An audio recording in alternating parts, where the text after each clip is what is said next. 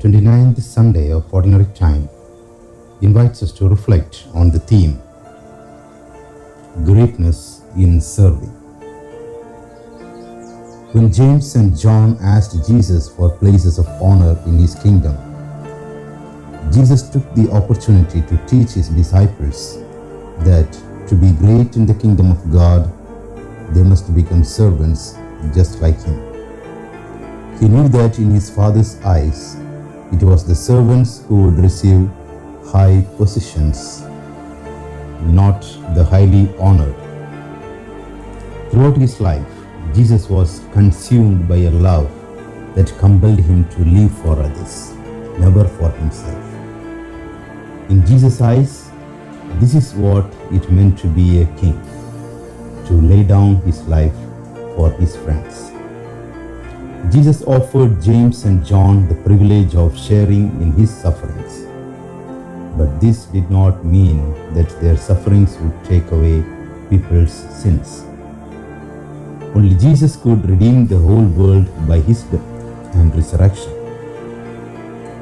No other sacrifice was needed.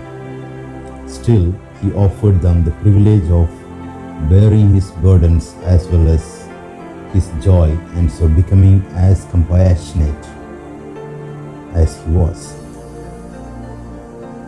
When we return love for hatred, when we are misunderstood and spoken against, when we sacrifice our time and energy to perform thankless, hidden acts of love, we share in Jesus' suffering. What could cause more pain than to love so deeply and not be loved in return? Yet it was Jesus' very act of self-giving that was so pleasing to God, precisely because it did not seek reward but sought only the blessing of those he loved.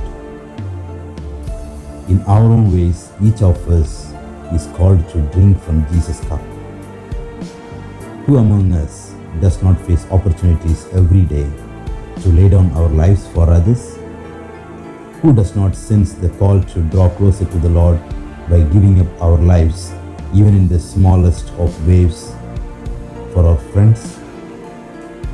By our willingness to serve, we can reflect the life and love of Jesus, the humblest of servants.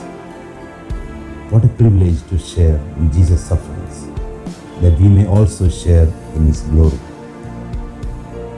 Let us pray. Father, we want to say yes to you and drink the cup that you offer us today. Make us like your Son Jesus, who came not to be served, but to serve. Holy Spirit, fill us with your love, that we might love you and joyfully serve your people. Amen.